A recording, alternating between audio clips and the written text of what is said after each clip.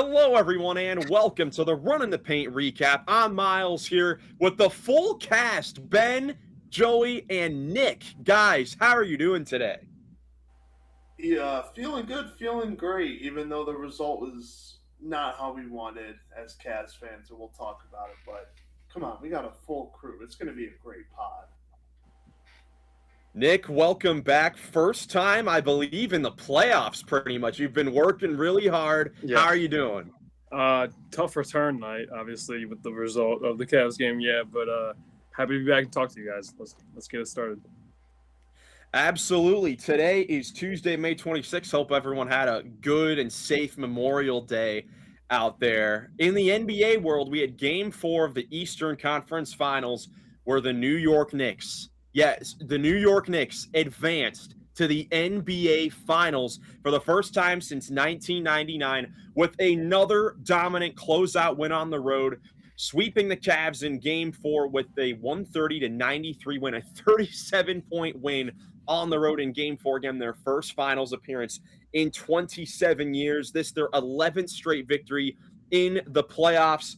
Nick, a whole lot of things have changed since you have hopped on the last we're on the podcast, and I'd say probably the number one thing is how the New York Knicks have just turned into this incredible machine on the offensive end and turning it into their defense as well. What have you thought about their run now making it to the finals? Yeah, they've been able to really get hot at the right time. All their pretty much whole rotation is locked in, and that's something I heard on the broadcast was like you don't really see that from teams where every single guy on their roster is locked in at the same time. But that's really what they've been playing like the last few weeks. Every single shot seems like it's going to go in. That you can't sag off anybody, and yeah, a lot of credit to them, especially me picking the Cavs in 7 in the series, being the only one on the panel to pick the Cavs to move on. I thought the fact that Mike Brown was gonna come back, and I'm just give him a lot of credit for winning. With the logo that he went to the finals with the first time in 2007. So coming back and winning the Eastern Conference Finals championship on that same logo 20 years later, it's pretty cool for him. The Cavs, yeah, you got to give a lot of credit to the Knicks, but you got to make it tougher a little bit in the same breath. In the same breath, you got to make it tougher on them because it just seemed like if you weren't making shots in this series, you weren't going to get back and get stopped, get the ball stopped, and get the Knicks offense any resistance from putting up 130 points in an elimination game on their home court. Yeah, of course, Joey, for us as Cavs fans, just very disappointed by the effort that came out with this game, lack thereof. Like, it felt like they took the 5-0 lead a minute in. Besides that, that was really the only push that they had. It really felt like throughout the game. It's like maybe the first couple plays in the second half. But, Joey, just how impressed are you about the New York Knicks? Seeing them up close throughout these playoffs and in this series, they're just unbelievable on both ends of the floor. What has been the most impressive thing to you about the Knicks' run to becoming Eastern Conference champions? I This winning streak is crazy. How many teams have been on this kind of a win streak in recent playoffs? Like 10 or more wins straight. And I know even before all the conference finals, I know we all talked about whoever wins the Eastern Conference is going to get just destroyed by the Western Conference. But the kind of run that the Knicks are on right now, they're playing the best basketball I've seen in a minute from them. But like out of anyone, because in the Western Conference Finals, there is just a heavyweight matchup. But New York, they are going to put up a fight. Like they are just like Nick said, every single person on that roster, all the assistant coach, everybody is just locked in. And the chemistry is off the charts. This is the kind of Knicks team that the potential we knew was kind of there. Like ever since they traded for Mikal Bridges and Josh Hart, and they got Josh Hart, like bringing the Villanova boys back together and getting Cat to be that final piece, like doing all of this, this is the potential we could see. we could see from them, and it's it's awesome to watch. As much as I'm mad as my Cavs, it is really awesome to see just as a basketball fan a team just clicking on all cylinders. It's beautiful to watch. Yeah, Ben, everyone on this team, like the other guys have said, have just been locked in. And I think, in my opinion, I think that's been what is the most impressive about this team in stretches where, we've seen teams in the past, get a little complacency, up 2-0, going on the road for some series. We've seen plenty of times before teams let off the gas, a closeout win on the road when you're up 3-0. It's okay. For some teams could be thinking it's okay if we lose this next game on the road. We're going home to close it out. But no, Ben, 3 straight series, we see the Knicks completely dominate the team, on the road in a closeout win with wins by 51, 30, and now 37. Yeah, it's just unbelievable stuff. I have to give credit to where it's due to them. Like, it's unbelievable how much timely shots they can make. Like, they became a great 3-point shooting team, and the main key I think to this has been, just depth pieces stepping up for them, like a Landry Shaman or like Deuce McBride for them at times off the bench, to really complement, the starters playing well too. They've played like a deep and complete team and just play great complete basketball on both ends of the floor. It's unbelievable. 11-game win streak now. I mean, I could totally see like them actually have somewhat of a chance to even win the whole thing this year. They're playing that good.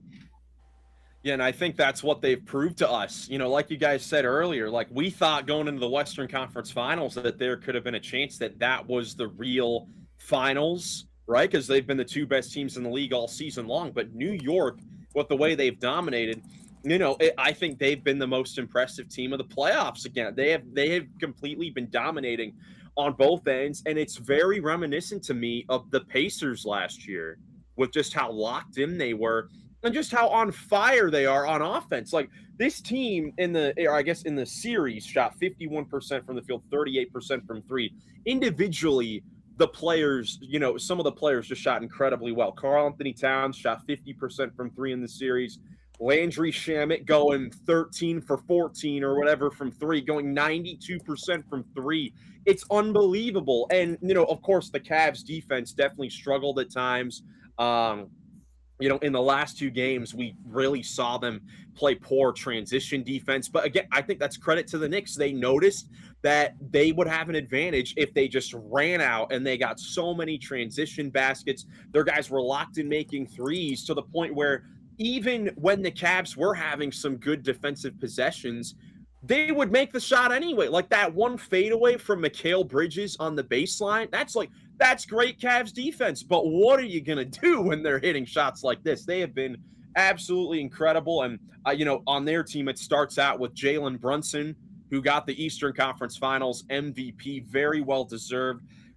It just really is crazy from where he started in the league, being a late draft pick for the Dallas Mavericks, signing the deal with New York in 2022, where a lot of people are thinking, man, that's a giant overpay. But Jalen Brunson was the player to turn this Knicks team around and bring this team to the finals. And that's really incredible when, you and Joey really, of course, being the vets on this podcast, have lived through seeing all of the struggles that the Knicks have had. And the fact that this guy was the one to bring them out of it and be 4 wins away from a title, that's just super incredible.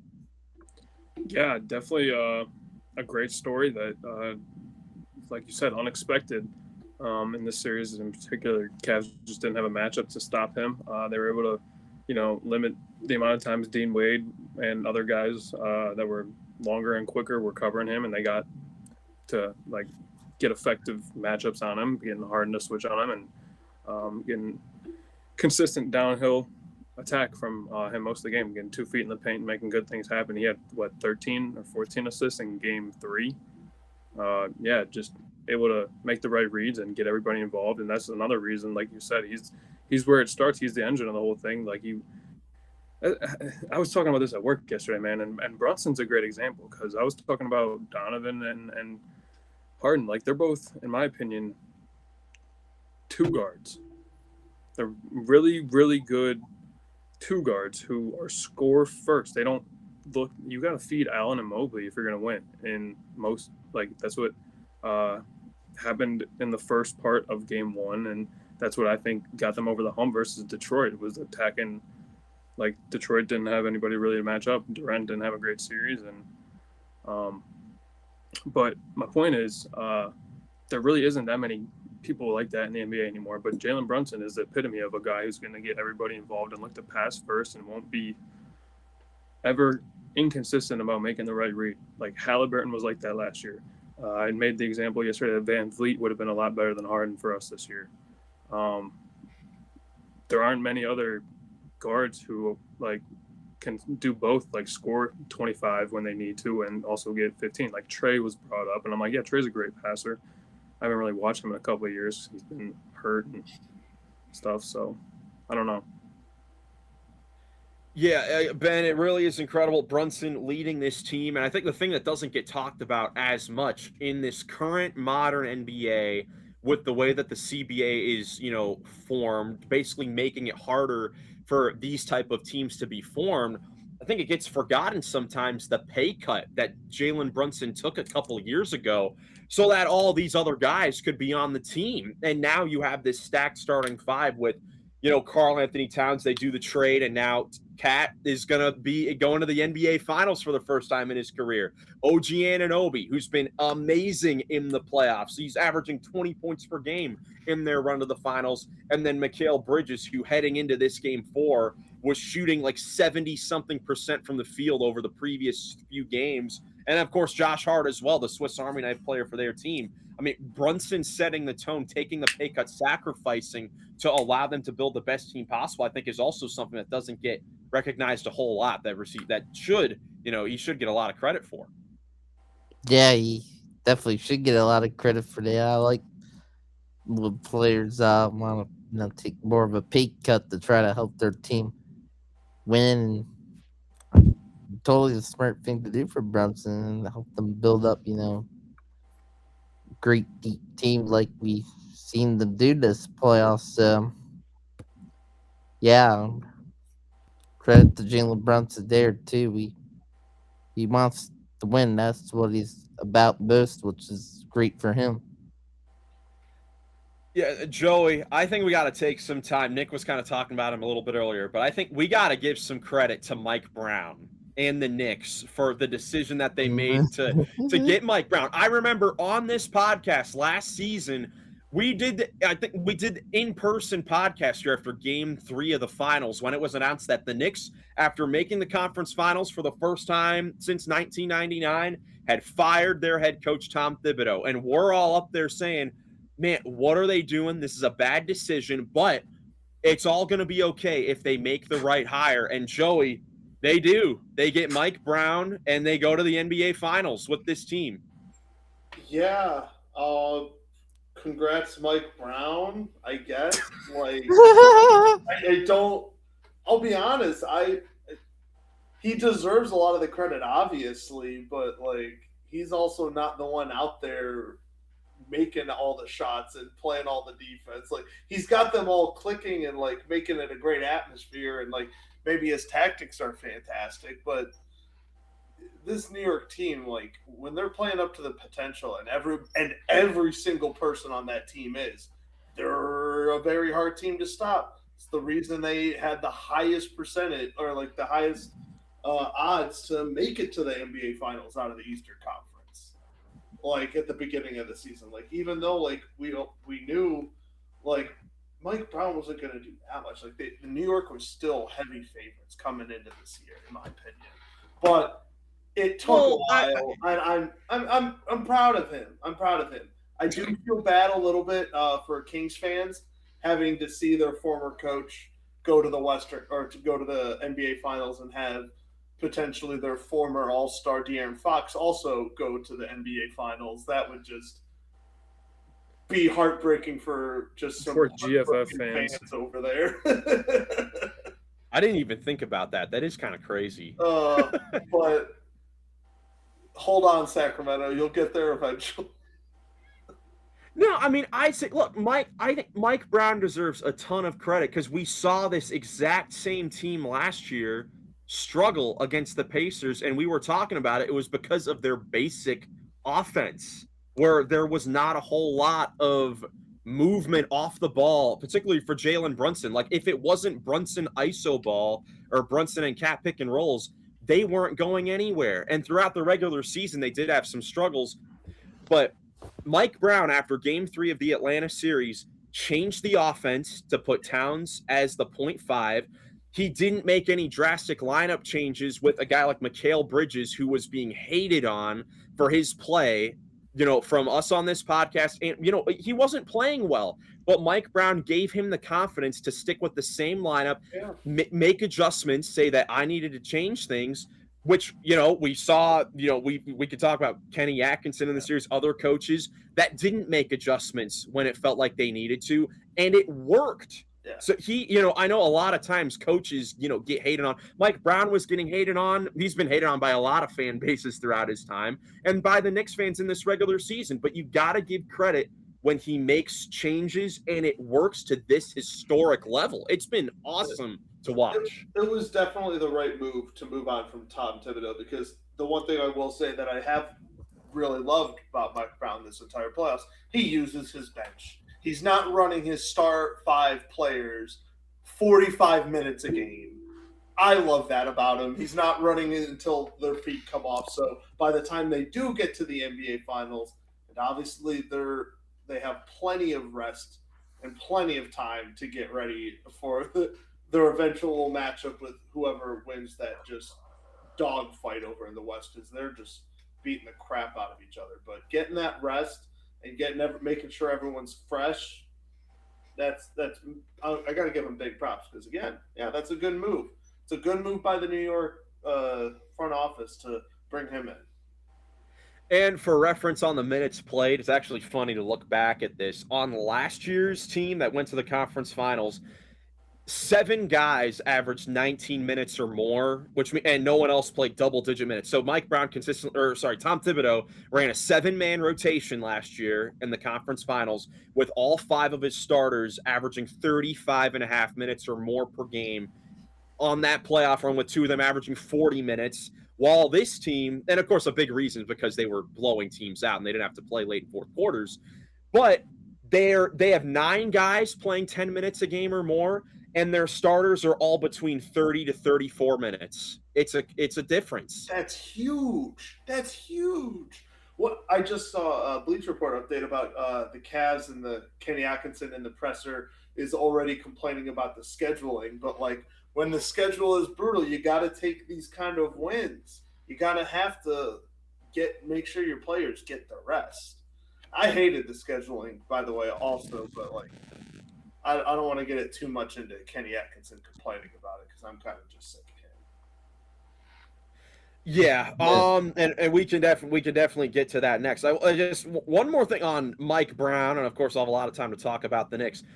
Low key, it's kind of crazy to think about. I mean, with the longevity that he's had, this is going to be his second finals appearance as head coach, and he won titles as an assistant for the Warriors and the Spurs, and a 2-time coach of the year with those Kings and with the Cavs earlier as well. Mike Brown is quietly on his way to having a Hall of Fame coaching career, which is crazy to say, but he is. I'll be honest, I never would have thought of that being a Cavs fan in the early 2000s, watching him as the head coach, and all I saw from his offense was give LeBron the ball and just everybody stand around and do nothing. I hated Mike Brown back then. I really did. So I definitely did not see this coming. Yeah, I mean, he deserves a lot of credit, especially for this run, because it did work out for them. He is definitely having a Hall of Fame career, and that is crazy. Just goes to show, like, the ups and downs of the profession.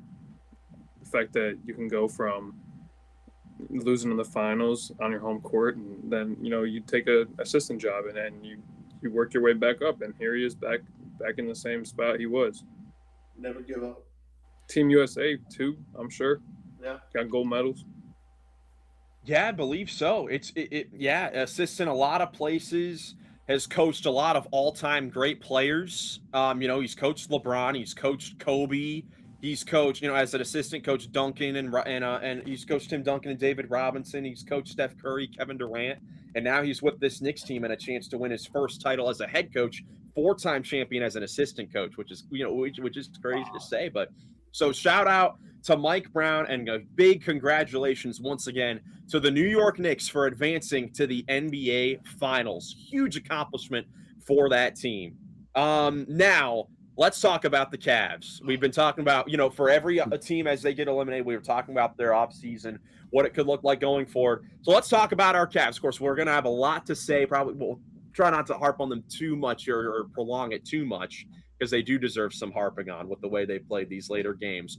But, Ben, to start things off, how would you evaluate this roller coaster ride of a season coming in as the highest, the highest payroll team in the league, co-favorites with the Knicks to come out of the East, get off to a rough start. They make changes at the deadline, bringing in Harden, Schroeder, and, Keon Ellis. And then eventually they gel together enough to get to their first Eastern Conference Finals in 8 years, second time without LeBron in franchise history, but then get swept in the conference finals. And because of the first two series going 7 games and then, them prolonging those series a little bit, they end up going just 8-10 in the playoffs. So, Ben, how do you evaluate a season where they do take a jump, get to a level that this era of the team has never gone to in a while, but them, looking like they were on a completely different level than the Knicks that they lost to? Yeah, I evaluate it like, well, the Cavs, somehow at least got to the conference finals, which is better in the second round. That was a improvement, but just like it's a roller coaster of a season with a lot of ups and downs. Somehow, I found like there were a decent amount of downs somehow till we made the conference finals, and just we're gonna have a lot of things for the team to evaluate this off season. To me be, I'm guessing to you guys, be one of the more interesting teams to watch for this off season. And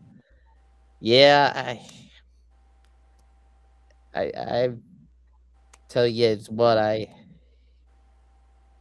wasn't totally the most impressed with Kenny Atkinson this year, and I hope the first thing to see from them is to see them part ways with the guy. I know he won Coach of the Year last year, but I thought, just thinking about it, I think Jordan Knott was quite a valuable assistant last year. Look what he did with Phoenix this year, surpassing a lot of expectations with the Suns. So, me personally, I think Atkinson's better off as an assistant, and especially this next series, I was not impressed with him. He hardly adjusted this series.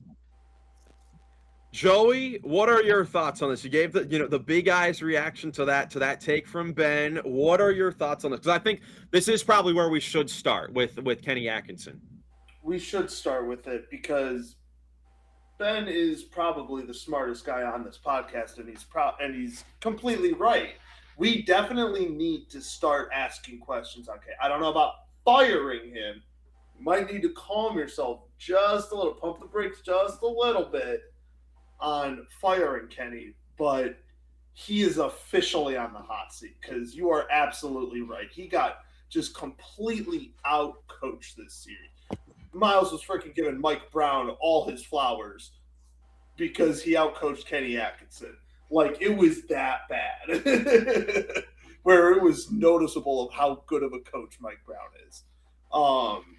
But Kenny he didn't adjust. A lot of his substitutions throughout the year we were having questions a lot. It was just not a good year. I really don't know where to go with him because as a Cavs fan, or just a Cleveland fan in general, I have very much PTSD of just going through coaches from the Cleveland Browns, and he very much in these last couple of pressers where we're getting blown out. He sounds robotic and he's giving these half-ass answers, and he sounds a lot like Kevin Stefanski, who, as if you're a Browns fan, that is not what you want to hear in a press conference. Just no emotion, just making excuses, saying, oh, we're fine, it'll be okay. Analytically, we should be winning this series. No, you're not. You're just not. Reality, you're down. You lost. You're in Cancun now. Like, this is the reality of the situation. Someone needs to light up.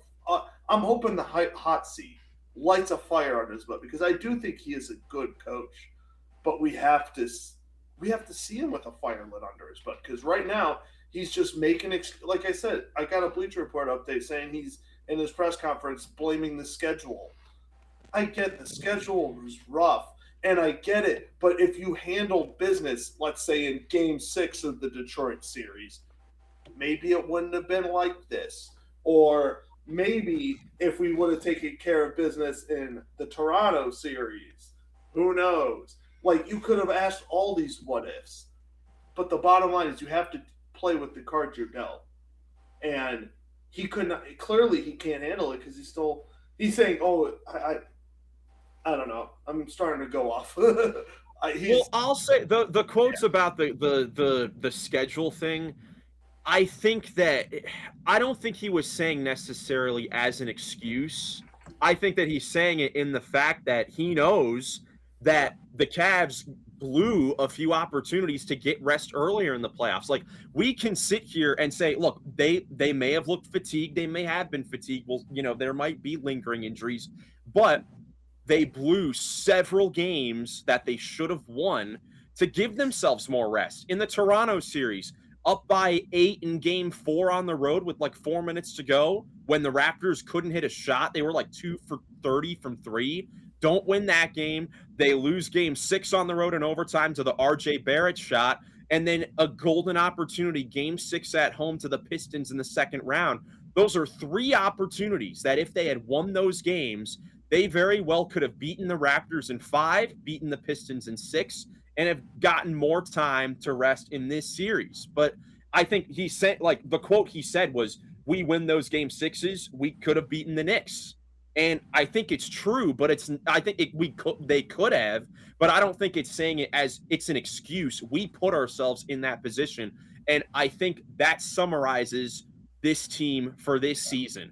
I think this team was great on paper. I thought the roster was very good, but they beat themselves time and time again.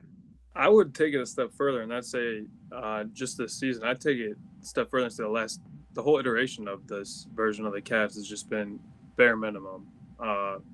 One step improvement year by year, never really doing enough to rise above bare minimum due to lack of urgency, honestly, due to damn near absence of urgency most of the time. Like, I think they got the first year they got Mitchell, would they get swept by the Knicks in the first round?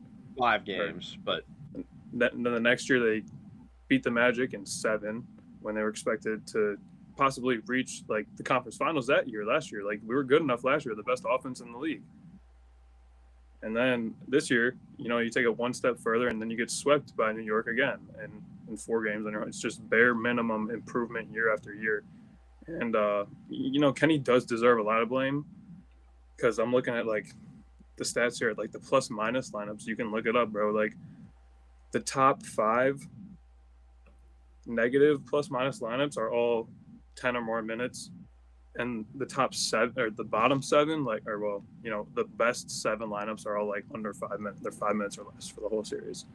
And that's just stats, bro. Like, you can't argue with that. Like, it's just bad coaching. It's just not putting the right guys on the court. Yeah. So he does deserve a lot of blame, but I also think that, the Harden trade was a risk, and it didn't. You rolled the dice, and it didn't work out because this iteration of the team has been the bare minimum, and obviously he wasn't enough to raise that, and never has been. That's not that guy he is, but that part doesn't fall on him. I would say that part falls mostly on Mitchell and Mobley and Allen for being there for 3 years and not raising this team. Yeah, and of course, the thing is, game one of this series, we go back to game one. I mean, they have a 22-point lead at the Garden with 7.5 minutes to go.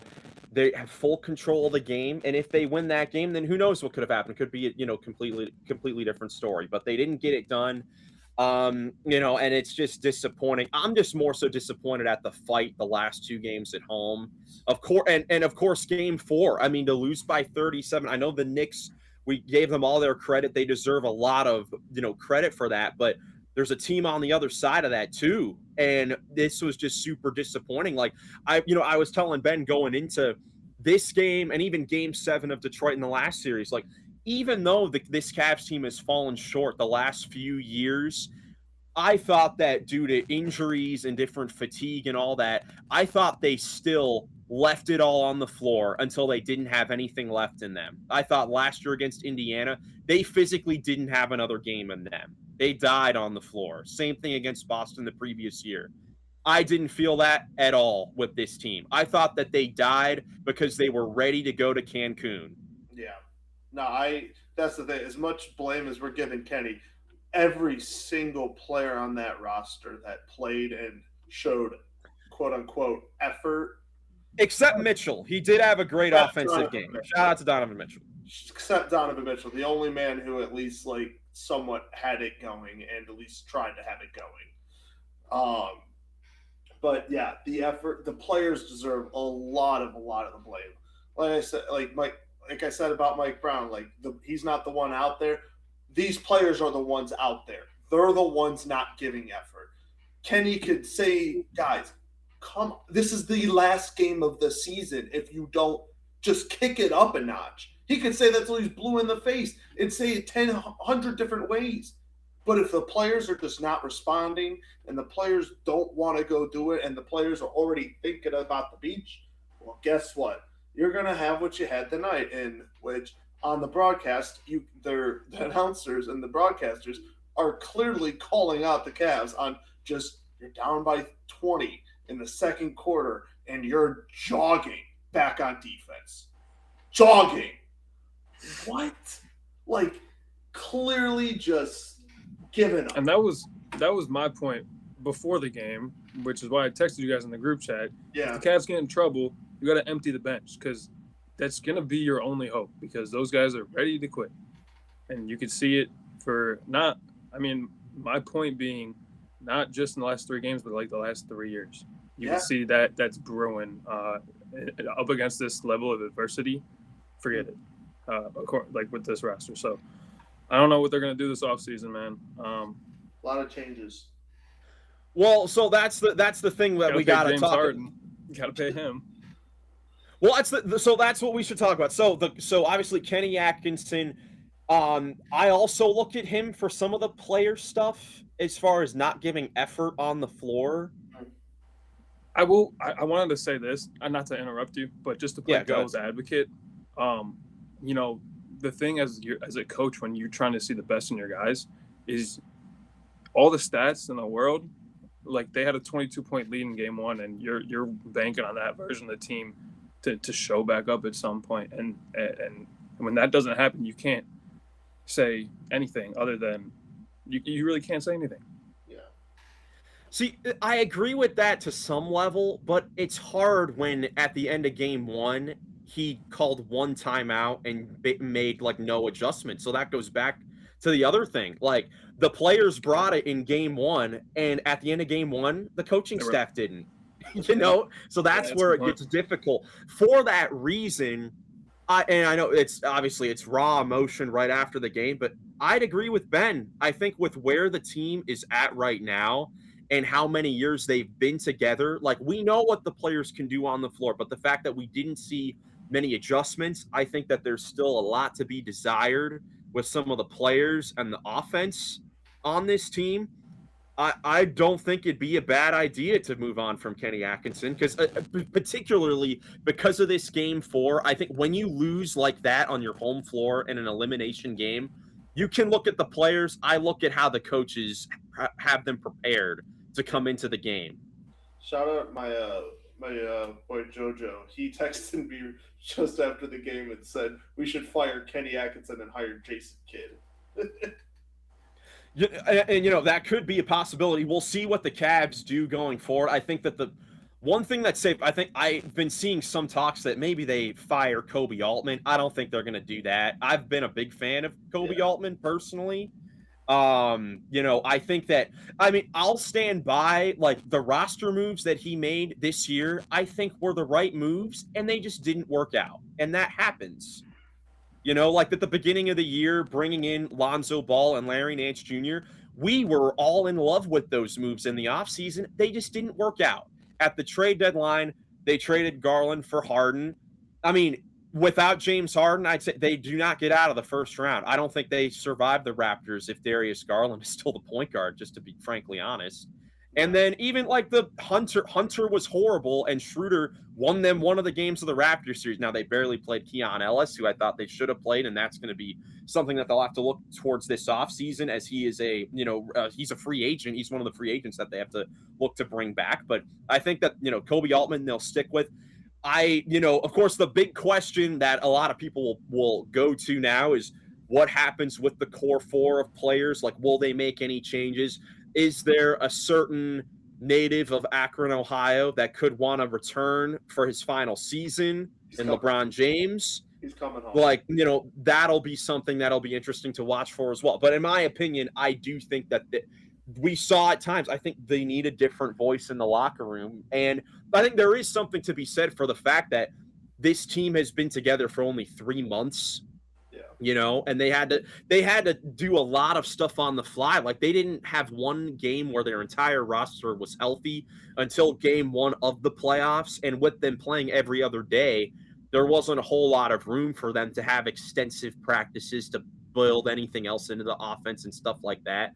So, I think there can be an argument said for running it back next year. They have a full training camp, full off season together. Mobley is going to go into his 25, year-old season. Allen's still in his prime. He had a very good regular season, big games throughout the playoffs at different times. Mitchell had a very good regular season, was up and down in the playoffs. But at the end of the day, I still think that, I've been seeing people say, maybe you do trade Mitchell.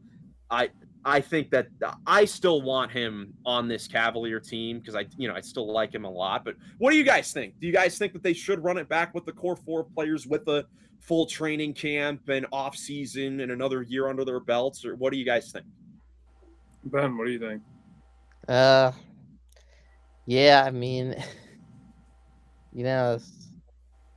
that is easy question. I'm not fan totally running it back idea just because I still think it would be hard for them to get out of the East and win a title even with that.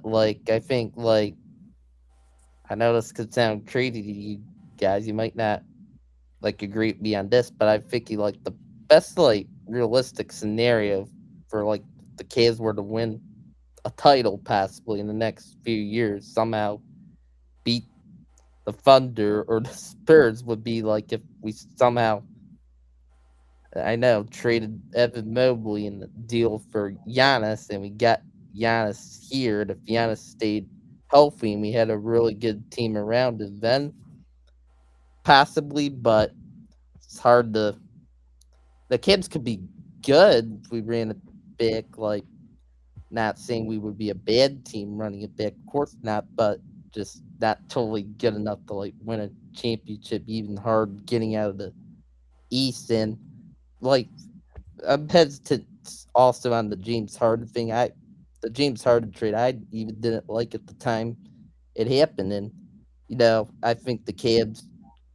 I hope for them not to bring back James Harden if he wants a lot of money, only if it was on a cheaper deal passively, which I don't know if you could get him on a cheaper deal, and it could be they bring it back for a lot of money, which I could possibly not be too happy about, but we'll have to see. Well, here's the thing that we can get an idea from the trade deadline. James Harden is going to be on the Cavs next season, re-sign on a new deal. He has a player option for the summer. He's going to decline it and re-sign for a new deal because we know at the time. I mean, James Harden, he's a good basketball player on the floor. Obviously, had his moments in the playoffs and was very good in the regular season. Brought stuff that I think this team did need at times. There was a lot of times where he did give it back on the other end. That's for sure. But we know that at the trade deadline, there had to be some sort of under the table agreement for James Harden to come to the Cavs because he's a businessman at the end of the day at times, and he wants it. He wants to get the most money possible while he is still playing at an all-star level, which he has for a long time. And at the trade deadline, in order for him to sign off on the trade to come to Cleveland, he had to waive his trade kicker or his trade bonus because the Cavs being in the second apron wouldn't have had the money to make the trade work.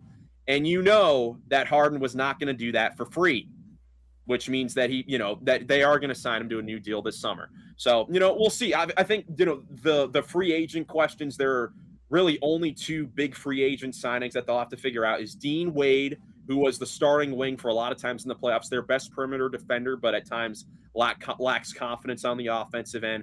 And then Keon Ellis, who was a big get during the regular season, but they went away from a lot in the playoffs. Yeah, I totally agree with you, Ben. Giannis should be on Dan Gilbert's radar, and he has a lot of tough decisions to make, really tough decisions, because do you run it back or not is a great question for this team right now. I have no idea what I would do in his situation, to be honest with you, because you do have the highest payroll in the league, and I just completely flame them for not showing urgency and not being able to get it done over the course of 3 years and just doing bottom line sort of thing. And I don't think he's blind to that either. He's definitely evaluating that sort of thing. But he's also evaluating the fact that Ben said that this team can be really good again and that they're going to improve. And Mobley's 25 and Allen's played really well last couple of years, and Donovan's he's a second team All NBA player, and James Harden's still. They're going to be better next year if they run it back. And the roster is not terrible. And if they move on from Kenny, there's hope there too. But I agree with you, Ben. If they're going to win what they want, what's going to make Dan Gilbert the most amount of money, it's getting Giannis there. And, LeBron isn't a bad option to make money either. Yeah, I put my hands up when Ben was talking because I've been saying it for a while. My dream scenario. I have a new dream scenario now that Kenny has proven he has lost. I have lost faith in Kenny. So first thing is first, fire Kenny because Ben and Miles convinced me. So fire Kenny, hire Coach Cove over here. And then second, trade Evan Mobley because he had a really good playoffs. You could still. This is probably the last year or one of the last years you can play off that potential. But we have to do something to break up this core forward because it's just not it. I'm sorry. It just hasn't worked. I don't think it's going to work. Changing the guys isn't going to change the effort. These guys just don't have that extra oomph. You have to just shake it up. So trade Evan Mobley, get Giannis. LeBron's coming home for his last year. Harden's going to have to come back just because I think he's on a player option, but you're absolutely right, Miles. He wouldn't have waived his trade bonus if he wasn't going to stay long term. So minimum, we have him for an extra 2 years. I think that's just what it is because he is going to be 38 by the end of that. And then he'll probably be done. But I don't know. That sounds like a pretty good way for LeBron to retire. I'm wearing my LeBronto shirt for a reason because he's going to come back next year. We'll have Giannis. It's our only chance to be, like what Ben said, to be competitive if we want a title. Because we could easily just run it back. Dan Gilbert could be happy just making his money, but I know us Cavs fans, and I know a lot of other fans around the world, like Orlando fans who just got sick and tired of just the constant mediocrity and just not actually putting all in, even though we're paying like we're going all in. It's just Well, that- not producing. That's the other thing I was going to say about Cavs ownership is that they have been a lot less, a lot more willing to like be aggressive. I think like ever since even when LeBron came back, after what Dan Gilbert went on like ranting on Twitter, I think, and like saying a lot of stuff like we'll win a title before you ever do. Famous quote. Yeah. Famous quote. Renting out the newspaper, yeah. Yeah. And then, being willing to bring him back, pay him again, have the highest payroll in the league this year, go out and trade for James Harden. He's been willing to be aggressive. So I don't see why he wouldn't be thinking about trading for Giannis. I agree. Yeah, I guess my only thing with Giannis is that we've seen over the last few years, his injury history is quite scary. Especially with those calf injuries, like he had 3 or 4 last season, and in previous years, he hasn't really played in a lot of playoffs the last few years because of injuries. And obviously he's older, so that's another thing the Cavs are gonna have to weigh if that becomes available. It's like, do you trade for Giannis, which I also think honestly would be a risk because his injury history, or do you bank on Mobley, who still is, it might be minimal things, but he was getting better. Like his plays as a playmaker this year, I thought were a lot better. Do you bank on that again? Another full season, with this core together. If you get LeBron James, I'm just saying how it is. That's what they're gonna have to gauge this offseason. I just look at like we said, the James Harden trade was a risk. I feel like the Giannis trade is a safer bet than that trade was. Like we knew the risks of Harden going in, like of us trying to compete in the Eastern Conference. Like we knew what kind of Harden we were going to get in the playoffs, and we got that exact Harden, except a little more effort on defense, which I did like a lot from him. But regardless, we knew what we were going to get. It wasn't going to put us over the edge, but like by some miracle, he actually plays extremely well, like MVP Harden in the playoffs, which he didn't. Like, we had a chance, but I feel like Giannis, because that's the thing. If we get Giannis and he is somewhat healthy, because, like, I know he wanted to play this year more, but they were just resting because they weren't trying and they didn't want him to get hurt because they were going to try to trade him. But if we get Giannis, like I said, that's our only chance to compete for a title. It really is. Yeah, I mean, what I would say is for the Harden Garland trade, I think from the front office perspective, keeping Garland with the toe thing was a bigger risk than having Harden, and that was the deal in that trade. Which the Clippers didn't want Garland playing on back-to-backs, and he struggled near the end of the season shooting. I'd say that as far as that one-on-one trade for this year, I mean, it worked out. Again, they got to the conference final, and of course, we're doing it right after the game. So it might take some time for, them to, for us to fully recognize the fact they got to the conference finals. They won 3 more games than they did last season, beating a number 1 seed in the Eastern Conference. They did improve. But now, it's time for them to make the next step and see what happens. Last thing I'll say on that. Bare minimum. I'm with you, Vic. It's bare minimum. Congrats. We stepped up and made it to the conference finals. Barely, because we got swept. Not even a losing to make it even further. What I'm saying, losing into the Raptors in round 1 would not have been bare minimum for this team because they nearly did. No, that would have been a failure, and then we would have had some real change, like Kenny getting fired. Now we're like, maybe we run it back because technically we did improve, but. Well, that's what he's saying. Yeah. I'm just giving you a hard time. That was my fault for interrupting you. That's what you're saying. You're just talking both sides of the coin. Yeah. There's just a lot of decisions that they have to make. Last thing I'll say on them though, the last 4 Eastern Conference Finals teams that lost in those series did make the finals the next year. So we'll see if the trend continues. Spent a lot of time on that. We still have a huge series going on here tonight in the Western Conference Finals. Game 5 between the Spurs and the Thunder, 8:30 p.m. on NBC and Peacock. Again, best of 3 series now after the Spurs got that dominant victory in Game 4 where they put the clamps on the Thunder. Nick, what have been your thoughts on this incredible series? Shea versus Wemby, baby. I mean, like, it seems like whoever's the best player on the floor that particular night, that team's going to have the edge. And sometimes it comes down to the last possession. Like sometimes they're literally neck for neck for 48 minutes in terms of who's the best player for that possession. And obviously, Caruso, like the role players have been crucial as well. Like they didn't show up in Game 4 and they lost by 40, and then Caruso had 26, and they pull it out at the end. But to me, it's the overarching storyline is those two, the two contenders for MVP this year. Well, actually, it was Jokic second, but probably next year in the foreseeable, maybe. Definitely for Wemby. And yeah, honestly, I think the Spurs look like the more formidable matchup. I know we're going to talk about who would you rather see in the finals if you're the Knicks. I picked the Thunder in my opinion because I mean it's tough. It's tough. I don't know. It's tough. I don't want to see Wemby, man. He's a cheat code. Like Shea, he has all the answers. He just has to see the question first.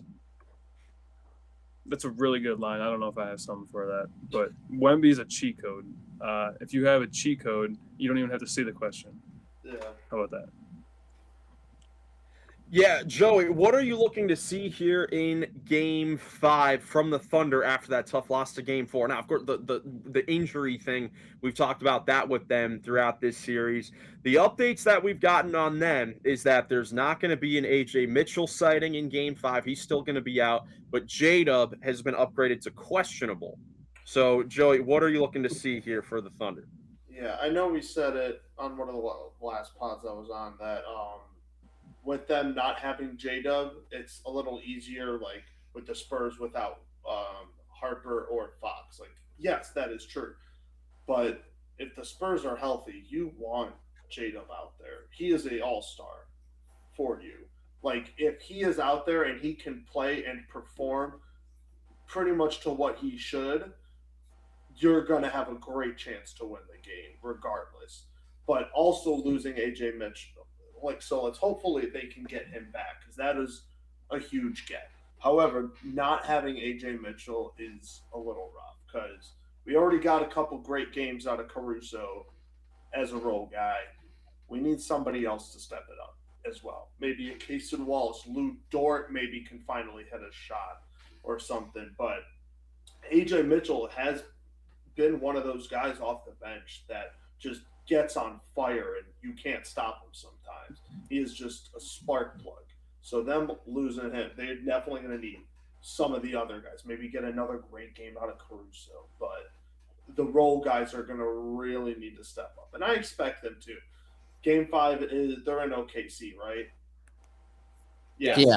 Role players play better at home. They're just comfortable. They're sleeping in their own bed. The fans get behind them. If they make 1-3 and the fans go wild, they're going to be feeling just so good, and everything else is going to be butter after that. So I probably would take I think the Thunder will come out way better this game. I think the role guys. Ben, who do you feel better about heading into the rest of this series? So after 4 games tied up at 2 apiece, who do you think is feeling better about themselves, the Thunder or the Spurs?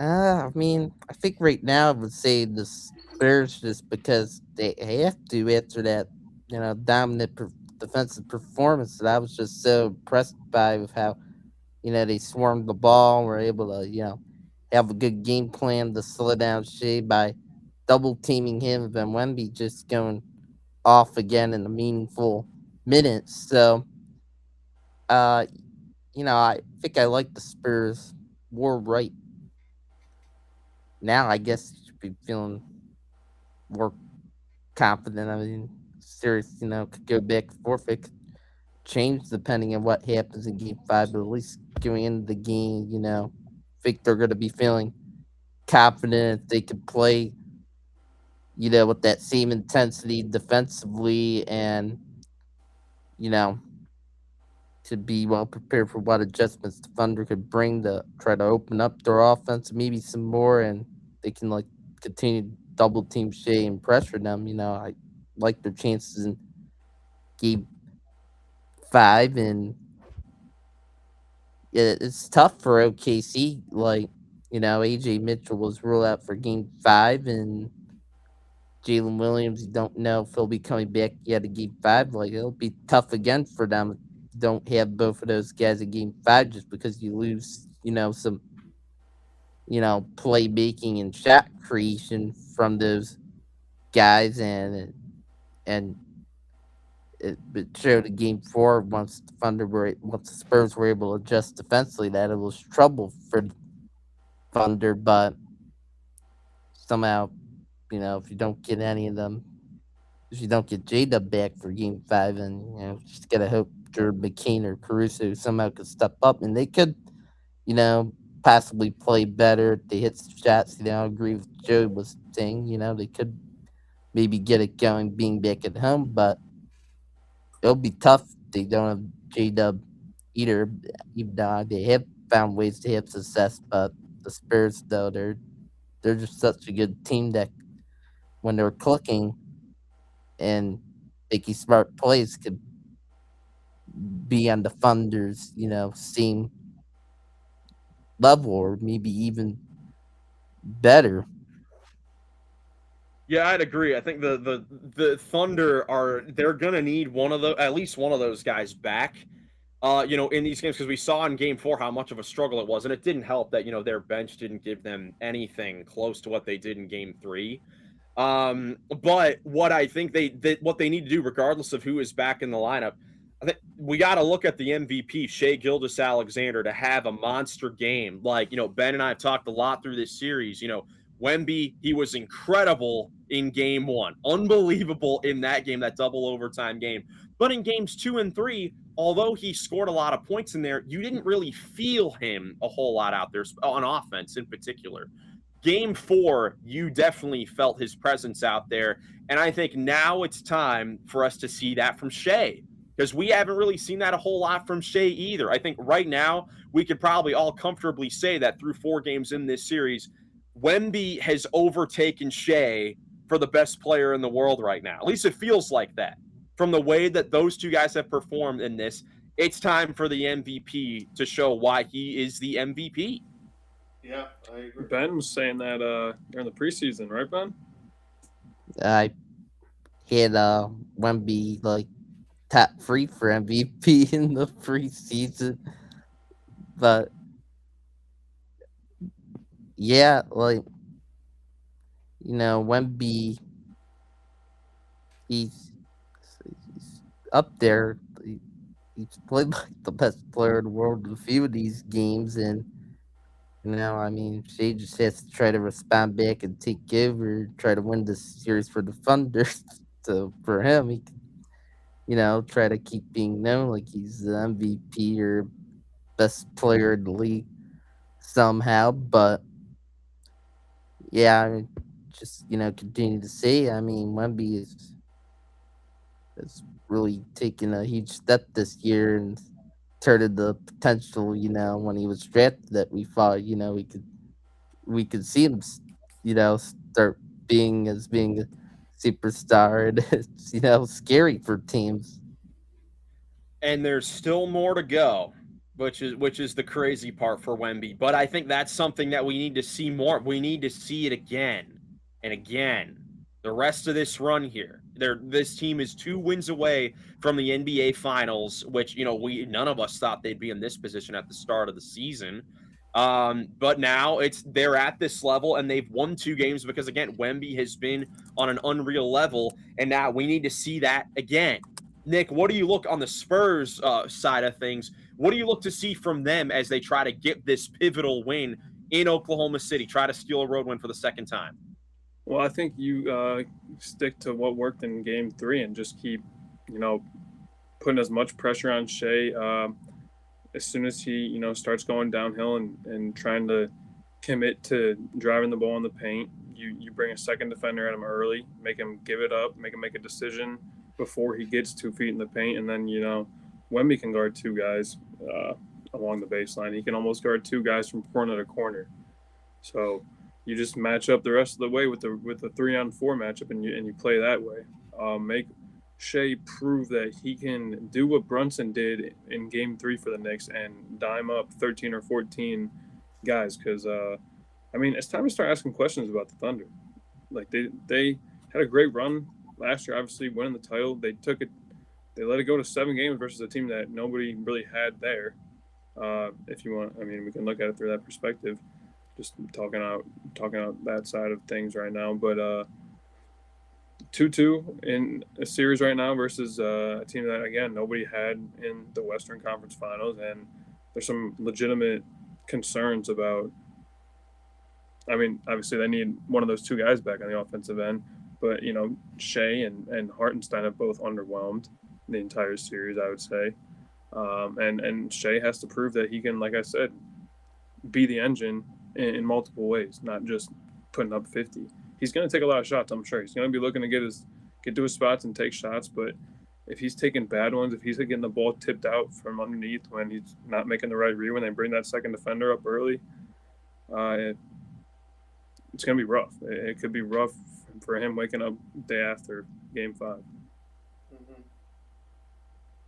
Yeah, I think the Thunder. It's definitely a big game for them. I think it's a must-win for them because you don't want to go to San Antonio with the Spurs a chance to go to the finals because that they've done it on the road in tough situations before, but that would certainly be a difficult one for the Spurs going on the road. I'm looking for of course Wemby to do what he's been doing again, but something from their bench. I thought their bench was okay. The last, few games and really throughout this series, but nothing crazy. Like Dylan Harper, these last 2 games, now going to the bench. He had a great impact in Game 4 plus minus wise, but I think that he can do more. I think Keldon Johnson can do way more than he's shown in this series, the 6th man of the year. And then even, the other guys as well, like Wemby had 33, but there are not going to be many games in 2026 where you're going to survive with your second leading scorer having 13 points or going 9 for 33 from 3. Like, there's just not going to be many situations where you're going to survive that. And you'd expect the Thunder to shoot it better on their home floor, better than 18% like they did in Game 4. So, it's obviously a huge win or a huge game for both teams to try to get momentum in this series. Joey, you say you think the Thunder's going to come out with this? Any other thoughts? Yeah, I think so. And someone we haven't mentioned, I just keep thinking, I forgot to mention him, but I don't think anybody else has. Chet has not looked good. Chet Holmgren needs to play. Still has not. We always talked about how ever since they came in, Holmgren versus Wemby, they're both very similar players, both have very similar potential, but Wemby is clearly just over the top and just an alien and insane, and like what Nick said, he's a cheat code. We don't expect Holmgren to be like that, but he needs to get back into it, at least make it trouble on Wemby, because if there is anybody to give him any trouble, it's going to be Chet, I would say, at least height-wise and length-wise. So I expect a couple of the role guys to get it going, and I expect Chet to actually have a better game as well. Because he's an all-star as well. Talked about how getting J-Dub, their all-star back, is going to be crucial. Have an all-star already there that needs to start playing better. But I think the Thunder take it at home because everyone starts playing better. For reference on Chet Holmgren is the Thunder's 5th leading scorer in this series, averaging 11 points per game, 6 rebounds, only taking 8 shots a game. And a lot of that I know is tough. I know like you said, Joey, the matchup individually, Wemby has dominated when they've played each other. I know it's tough for Chet in that situation with the height differential.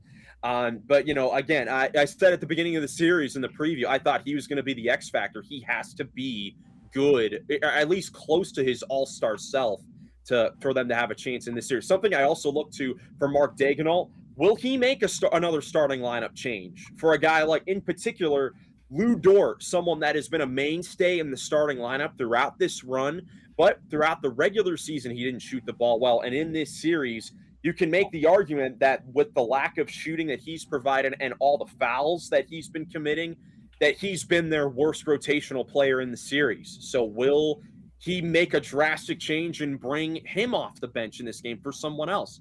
I think there's a lot of things to watch for, and I'm super excited to see what happens. I agree. What do you think, though? Thunder or Spurs? I go Spurs. I think the Spurs are going to get it done on the road. Ben, Nick, what do you guys think?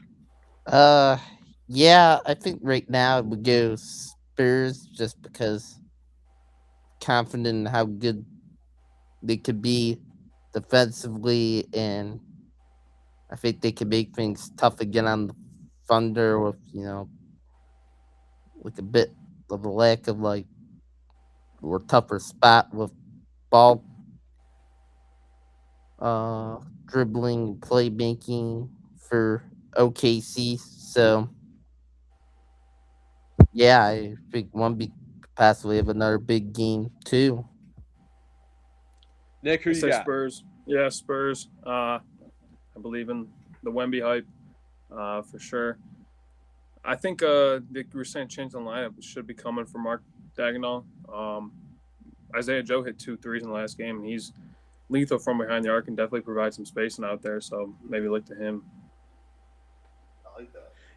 Yeah, I think there are a lot of guys that could go in there. Isaiah Joe's not bad. I think Alex Caruso could be in there because he's been so big for them this series. Maybe If AJ Jared McCain. If AJ Mitchell was healthy, I would say him. Right, and maybe the change is J-Dub is back in the lineup. Maybe that is the change. Things could be completely different, But either way, honestly, though, I'm feeling pretty good about the Spurs getting this one on the road.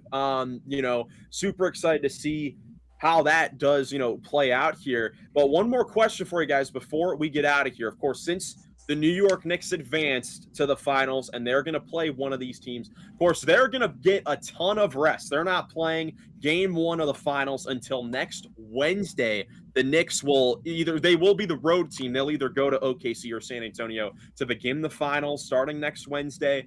But got to ask the question since we are here, who would the Knicks rather play? Who do you think they prefer to play over this period of rest, Joey? The Thunder or the Spurs? Nick said it earlier, and I agree with him. I think, as of now, the Knicks would rather play the Thunder. There are legit concerns about the Thunder.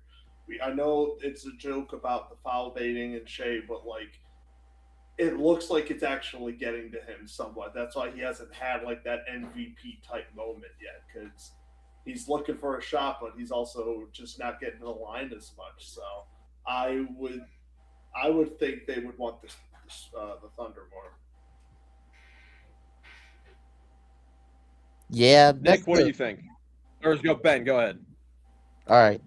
Yeah, that's good question. That's why we got to bring it up. But yeah, the Knicks could maybe want the Spurs because of confidence for beating them in the NBA Cup. Possibly them having, I guess, a bit less of the experience than the Thunder. It's a tough question. I mean, they could hit some advantages possibly in either matchup. Right now, I will go with the Spurs just because of some experience and confidence. But depending on what happens for the rest of Western Conference Finals, depending on Game 5, my mind maybe could change it. Maybe who they could want, but I think either team they could have a chance to compete and go make it a tough series no matter what, and it'll be nice for them to get rest and they can watch these games and get a head start on film for either team by watching them play each other, which could help them. Yeah, this is a super tough question, because of course I think they would be the underdog in either series. Who knows though with how well they've been playing? That's actually kind of hard to tell. That's not a for sure thing right now with how dominant that they've been. But I would say that I do think that the Knicks would prefer to play the Spurs. They, like Ben said, they have confidence beating them in big games.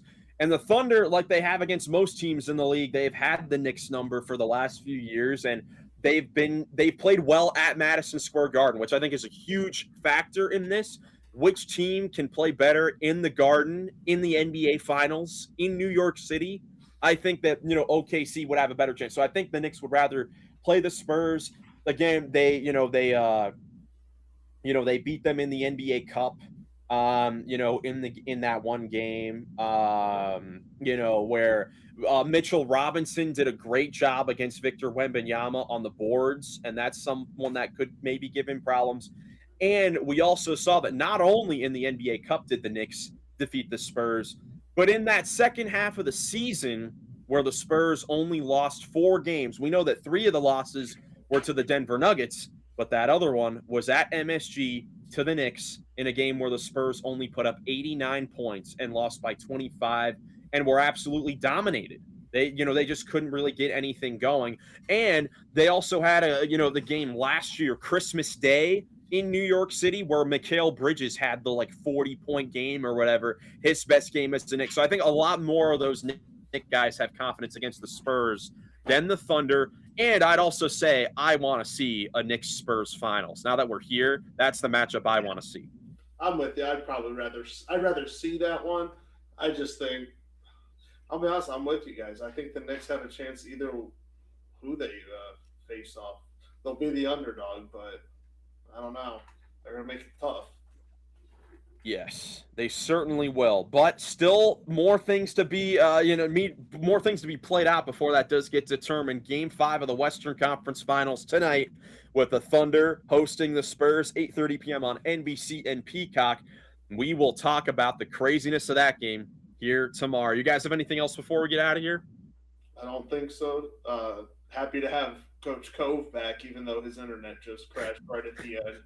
But Yeah. I was so happy to have him back for most of this. For sure. Hope we can have him back. Hopefully the work cools down a little bit over the next few days. But even if not, some of us will be back on here tomorrow to discuss the epic Game 5 tomorrow. So enjoy the game, everyone. If you enjoyed this video, leave a like, subscribe for more NBA playoff content. Thank you so much for watching. Hope you have a great rest of your day, and we'll catch you in the next one. Peace. Peace.